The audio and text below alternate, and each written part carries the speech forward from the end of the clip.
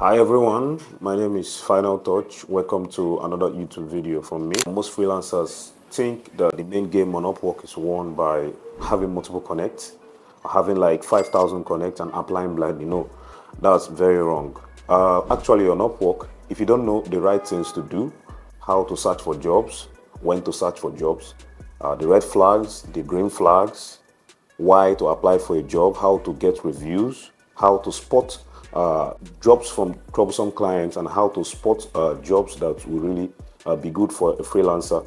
If you don't know these things, you're going to waste even if you have 5,000 connects. So in this video, I'm going to be showing you guys how I hunt for jobs, how to search for jobs the right way, how to know if a job is a good fit, how to know a job that you stand a chance of getting a reply from a client. So stay tuned, follow me as I show you. Come on.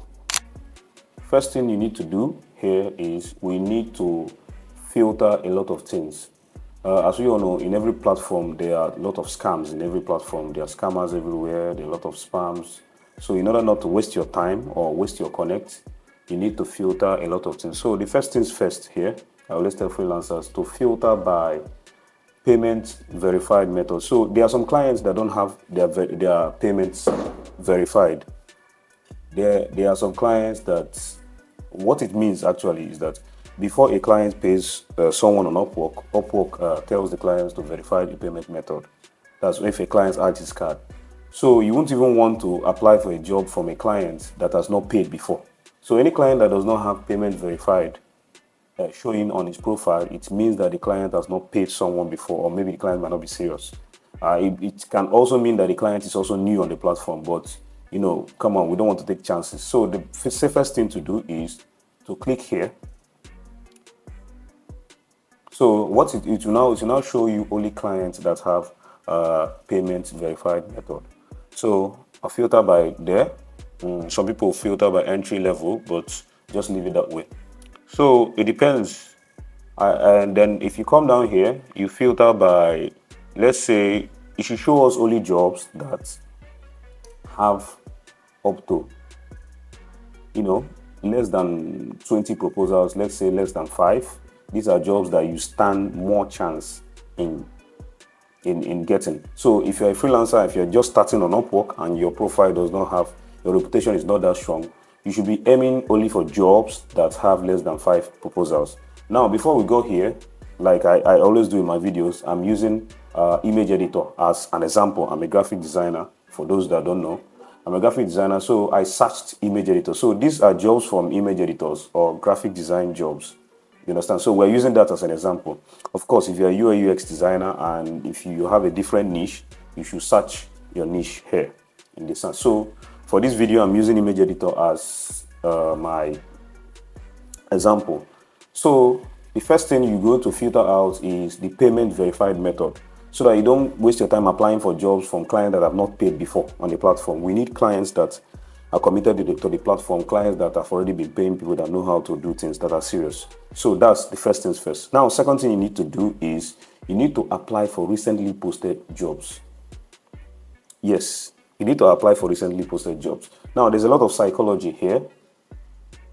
Some people apply for any job you see, like this job now posted, they wrote 2 days ago. Although it has less than 5 proposals, if you still want to try, you can try. But I always advise people to be on the safer side, to apply for jobs that are recently posted. Now, how you see these jobs? When you come here, you see best matching,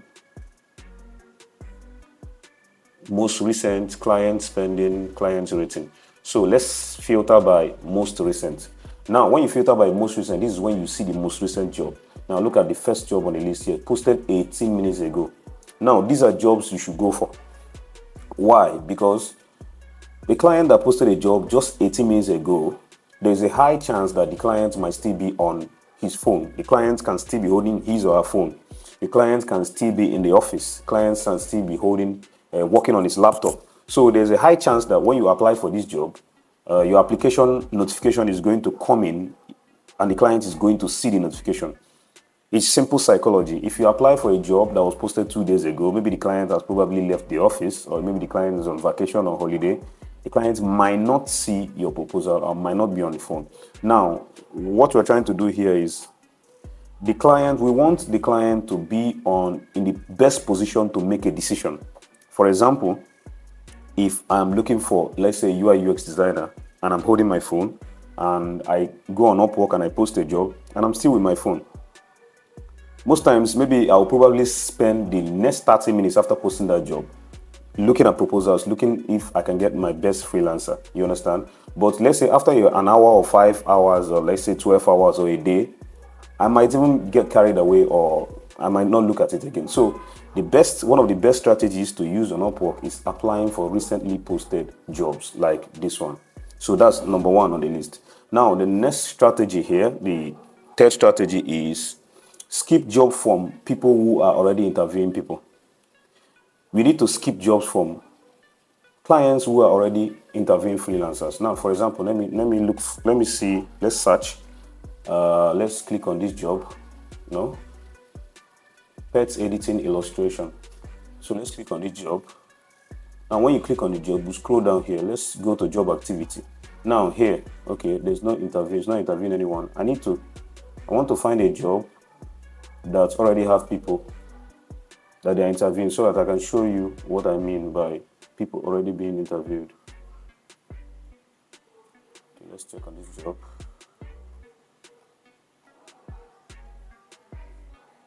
Oh, this job has no interview. Let's search graphic design.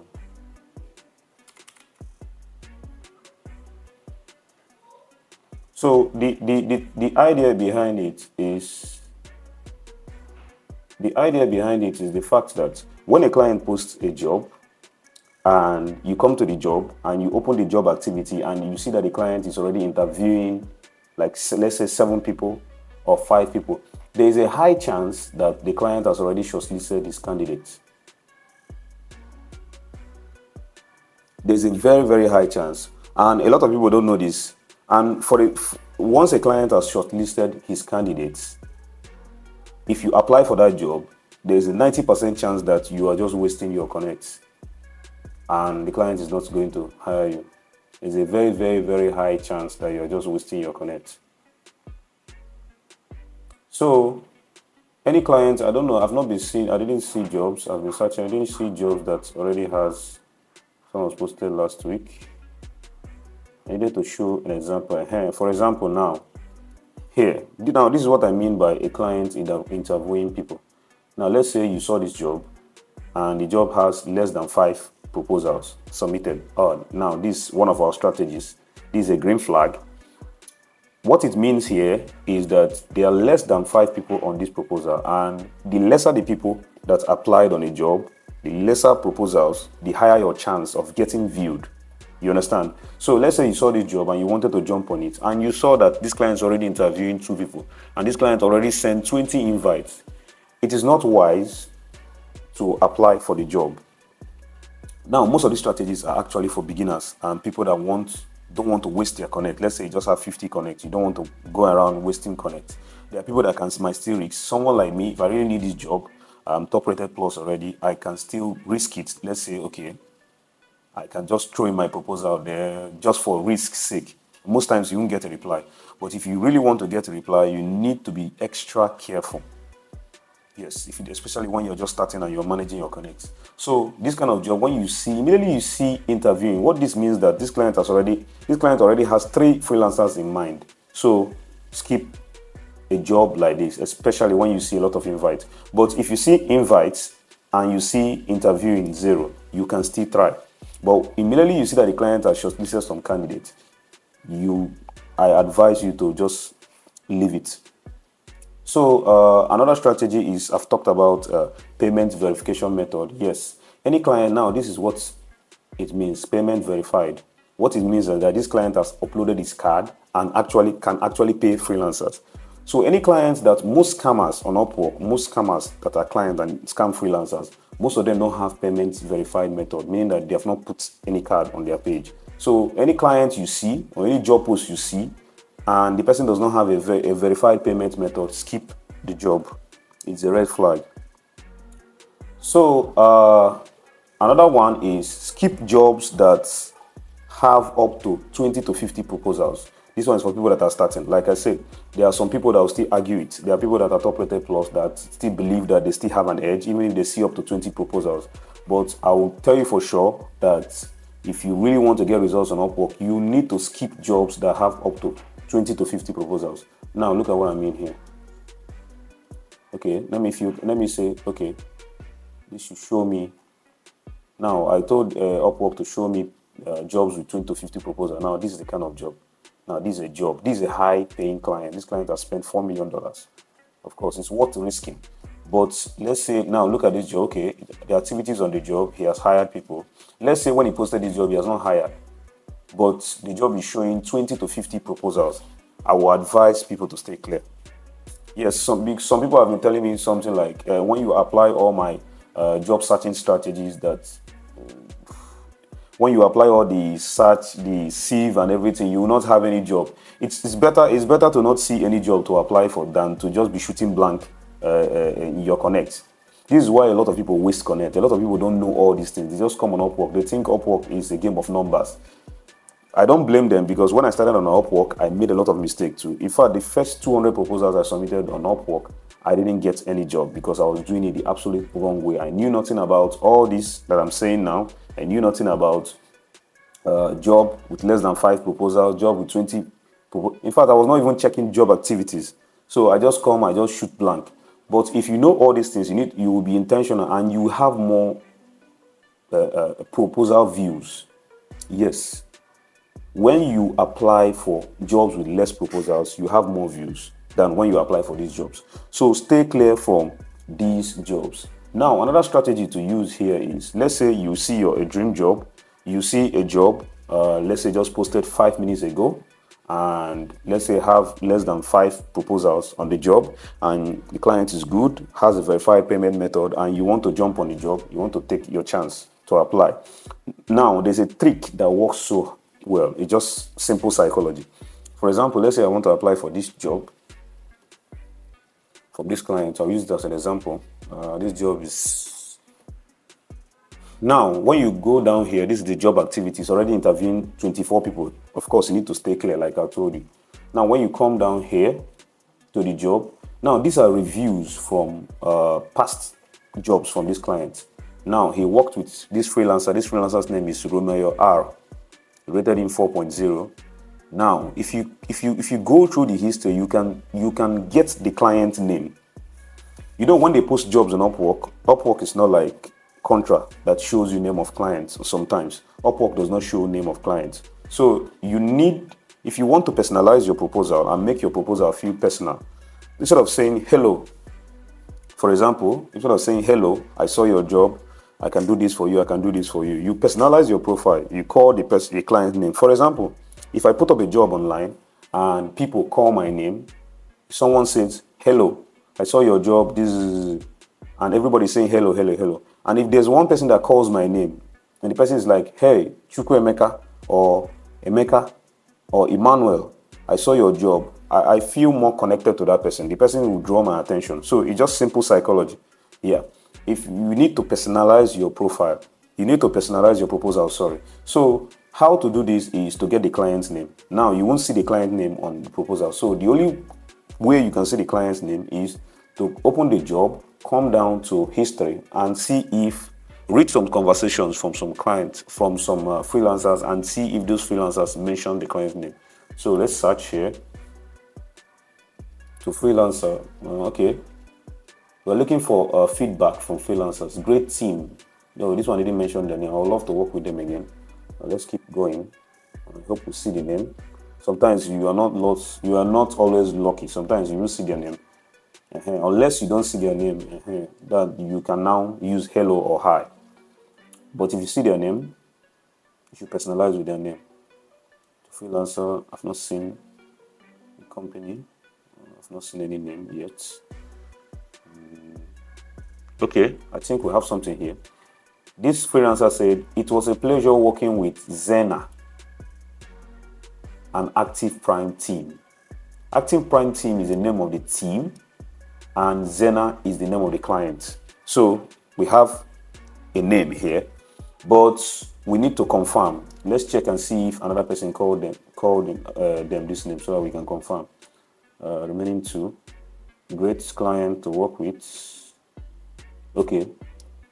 So we have a name here. We just saw the Zena and Active Prime Team. I think someone else called them Active Prime Team. So let's just take that the client's name is Zena. So now, if you want to send a message, let's say you want to apply for this job, instead of just saying, hi, I want to do this for you. I can do this for you. You say, hi, Zena. Like, if the client's name is really Zena and you mention his or her name, the client will be drawn to your proposal. It's psychology. The client cannot fight it. And this is a very, very good trick that has worked for me over the years. So one of the tricks there is looking for the client's name in the comments, getting the name and using the client's name or the team name or the company name to personalize your proposal. Okay, so another trick here to use it, this one is very, very good. This one has saved me. This one has put a lot of freelancers in trouble. Now, what to check again is you need to apply for a job that has only good rating. This is very, very important. This has put a lot of freelancers into a lot of problems, including me too, when I started on Upwork, when I didn't know all these things. Now, these are the ratings. All clients rate freelancers when a job is done, and freelancers rate clients too. So this is the rating on this job. This client rating is 5.9. Now, every client has a client's history. Now, these are the rating. This is how you have an idea of whether a client might be troublesome or whether a client might be a dream client or whether a client is a good client. Now, when you see a lot of bad ratings from a client, when you see that the client keeps on rating freelancers, let's say 1.0, 2.0, freelancers keep on saying this client is not a good client, you should stay clear from that job and that client. Because yes, every experience is not the same experience, but you need to stay clear for your own sanity, for your own peace of mind. So here, this client is rated 4.9, good. This client 5.0, good. This client 4.5, good. I always tell my student that any client that is rated anything less than 4, you should not apply for the job. You should stay clear from the client. Some people might have a different opinion, but that's one of my tactics and it has worked for me over the years. Any client you see with 1 star or rated 2 star is a troublesome client, and we need to be very key. You need to be very careful. You need to read comments. Yes, you need to read comments from clients. Like here now, a lot of people just apply for jobs. They don't read all these things. You need to read comments and see what some of the freelancers they work with said about them, what they said about freelancers. This is how you know clients that are good for you. So that's one of the tricks for a good proposal. Now, another trick that people neglect a lot, this has worked for me over the years. When you're writing a proposal, there's something we call a clear call to action. Some people just end their proposal. Some people just, when they see, let's say a client wants a graphic designer and the client said he wants a graphic designer to help him with brand identity design.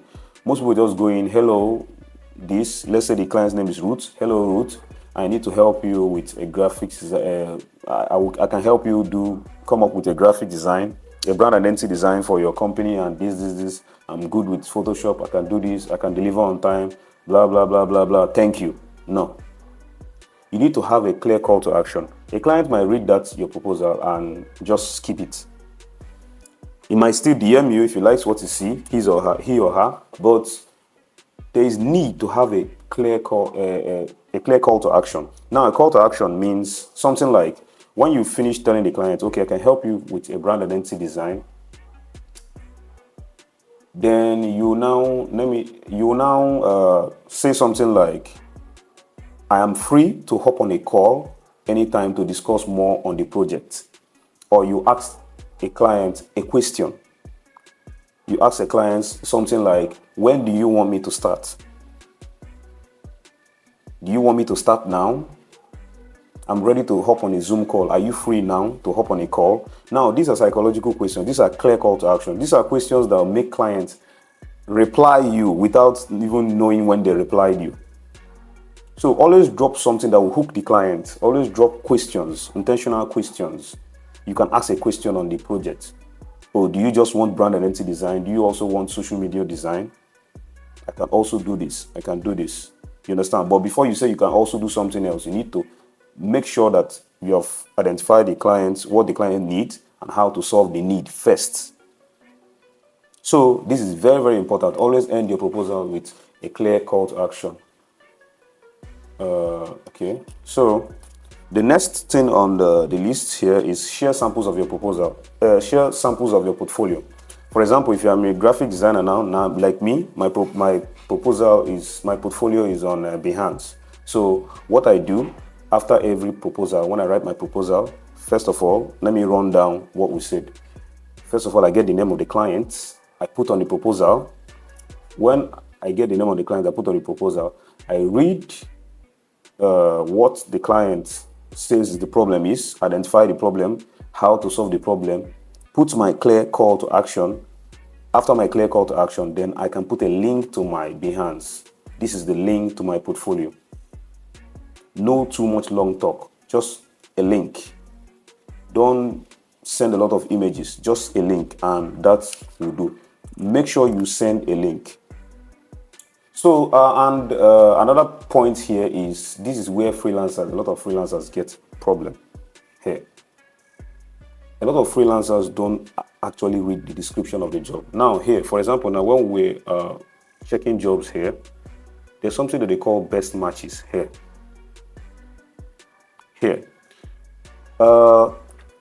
When you apply for a job on Upwork, Upwork actually selects some freelancers. Let's say you apply for a job on Upwork, and in that job, there were 20 proposals in that job. Let's say you submitted a proposal. You were one of the 20 proposals on the job. Inside the 20 proposals, Upwork selects freelancers that their skill set match best with the job. Now, for example, this job look at the skill sets for these jobs: graphic design, fashion, beauty, sports, recreation, brand identity guideline, and the rest. Now, in this job, Upwork will suggest to this client, let's say, a freelancer that has the best match for this. That's why it's very, very important that I tell freelancers do not apply for any job that is not in line with your skill set. For example, you cannot be a graphic designer and you go and search up a UI UX job and you are applying for it. Apply for jobs that match what you do. If you're a brand identity design and you niche down to brand identity design, apply for brand identity design jobs more. When you do that, you have a very high chance of Upwork matching you. Yes, most times freelancers do not hire people that Upwork recommend for them based on the best match, but it still plays a very, very big role. Yes, it's just like the system is telling a freelancer, this is the best freelancer, it matches what you need. And they are big on professionals. So you should apply for only jobs that you have the correct skill set and jobs that you can do. Don't apply for any job that you cannot do. It will even backfire. Even if you apply for a job that you cannot do and you get hired, it will still backfire.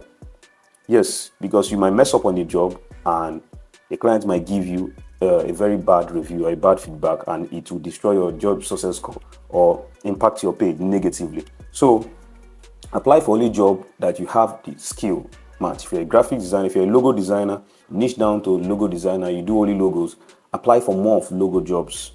If you're a graphic designer, apply for graphic design jobs. So another thing you need to check is time zones. Now, if you notice here at the job feed, if some of you notice, anytime you come to Upwork to apply for jobs, let's say Nigerian time, let's say if you come in the morning, 9 o'clock Nigeria, to apply for jobs, you notice that there are not many jobs, because most of the people that post jobs on Upwork here are either from the US. Most of them are from the US. Like, for example, now let's check from this job here. This first job here is United States. This one here, United States. This one, United Kingdom, Canada, United States, United States, United States. You see that most of them are United States. So you need to study United States time zone. Now, when I tell freelancers to filter jobs, to apply for only jobs that are posted recently, most of them complain that most jobs are not posted recently. That after these two jobs that I posted 44 minutes ago or 42 minutes ago, there are no more jobs here that are posted recently. This one has reached 2 hours. Now, to tell you the truth, I can apply for these jobs 2 hours, but one of my strategies that worked for me, one of the strategies that makes me get a lot of invites, get a lot of clients DM or proposal views are applying for jobs that I just posted, because I told you in the beginning of the video that I do this because the clients maybe might still be on their phone and ready to make decisions on the offices. So if you want to catch a lot of jobs that I just recently posted, you need to study US hours. You need to study US office hours.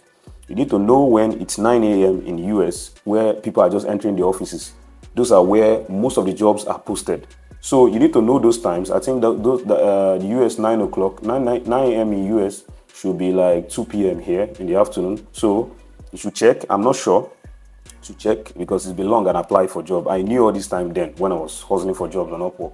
So if you know this time, you need to be ready with your connects these times to be here, to use all the strategies I showed and apply for jobs. And you will see most of jobs posted 5 minutes, 2 minutes, 1 minute, 3 minutes. You see a lot of jobs. But when you don't know those times, let's say you don't apply by 2 p.m. here, and let's say you come in the night, maybe it's already evening there, you will not see all those jobs. So understanding time zones is very, very important to know the perfect time to where top decision makers are in the offices, when they have their phone, and when they are ready to make decisions. So understanding US time, Canadian time, and United Kingdom time is very, very important. So now the most important in all the proposal tactics here is, a lot of people ask me and tell me I should give them my template.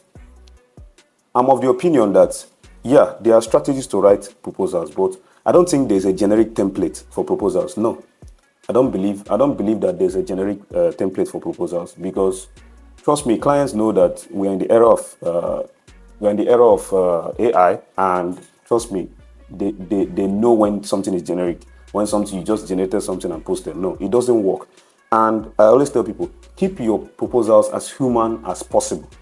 Let it not be too long. Let it not be too generic. Let it not have emojis. Let it not have hyphens. Let it not have hashtags and the rest, all those generic stuff. Let it be human. First of all, let it have the name of the client. Second of all, let it address the problem in the first 2 lines. The problem of the client and how to solve the problem for those clients. And don't start your proposal with, hello, my name is... No, the client does not care about your name or your introduction or what you do. Just tell the client, address the problem, how you solve the problem, and how you have solved the problem from other clients. Yes, they want to know it. They want to know results. But first of all, before you tell them your results, you address their problem and how to solve their problem, before you now say the result of how you have helped one client achieve the same thing that they want you to achieve for them. So keep it straight. There is no template, but there are strategies. Follow the strategy, write your proposal, address the problem, call the client's name, how to solve the problem, how to deliver, put your portfolio. If you have a portfolio link, you then put a very well-crafted call to action to show the client that you are ready to work and you are ready to hop on a call with the client. Now, there's another thing I almost omitted. If you look at my profile here, you see this. I have an intro video. I've told most people that I've been teaching Upwork, you should have an intro video. You should record an intro video. Now, this is my intro video. There's a link to it. Now, this intro video is just like a general info of what I can do, what I can do for clients, how I work, the experiences I have, and everything. So clients connect more from when they see you speak. Now, another thing why this is important is some people put it in their portfolio, and it's very, very important. It's another strategy. Now, after putting the link to your portfolio, you can copy the link to your intro video and just keep. Now, most clients use this intro video to test your English speaking skills. They want to see how you talk, how you speak, some reviews, completed jobs you have done, because most clients are actually lazy to scroll through your profile to see your reviews. So if you can put everything in one video and put them in your proposal, put the link, just link to the YouTube. This is connected to YouTube. The client can click and see it. So you can come to my page, you can check how I did my own. There are many types. There are people that did their own, people just recorded themselves speaking. Me, I did a voiceover, I paid a video editor and he did this for me. I compiled all my results, feedback from clients and the rest. So this is very, very important here. Make your proposals human. There is no tactics. There is no tactics. There's no, what's it called? There's no templates, as people say. A lot of people keep asking me to give them my template for proposal. But I keep on telling them that I don't have any template to give them. In fact, I won't advise them to use template. So I always advise them to use the strategies like I've mentioned in this video. Make their proposal human. Let me tell you one thing I've learned over the years. Clients want to speak with human beings. They want to hire human beings. They don't want to hire people that speak like robots, people that submit things that look like templates.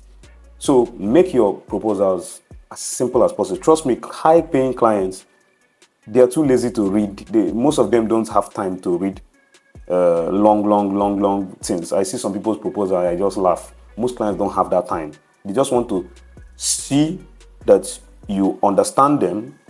They just want to see that you read their proposals correctly.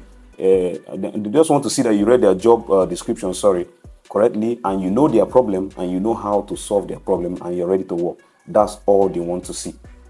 That's all, trust me. They don't want to read all those long things. So this is what you need to do to stand out and gain jobs on Upwork. Trust me, if you use these strategies, you are going to have a lot of profile views. I guarantee you. You're going to have a lot. Upwork is not easy, but with the right strategies with this, you're not going to waste connect and you're going to have lots of views. So if I did a thread on Twitter, if you still need a well-detailed, let's say something of this, I did a thread that had some, that had some illustrations that made people understand most of these things well. So you can go to my Twitter page, Final Touch, and you see some of the threads I did on proposals and the rest. Now, make sure you address the problem of the client in your first 2 lines, because from my research, there's a way the client sees proposals from their end. When they are going through proposals, they don't see the whole proposals. They see like the first 3 lines or the first 2 lines of the proposal. So that is the most important line. These are the lines that will make the client to actually click your proposal, then read your full proposal. So if you waste those 3 lines, if you waste those first 3 lines talking about your name or introducing yourself, the client might skip your proposal. So make sure that you go straight to the point, you address the problem in the first 2 lines and how to solve the problem in the first 2 lines. Do this and you're going to see a very, very, very, very clear change. And you're going to get lots of profile views, lots of proposal views, and lots of offers. So thank you for watching the video this far. My name is Final Touch. Don't forget to subscribe to my channel and wait for my next video. Thank you.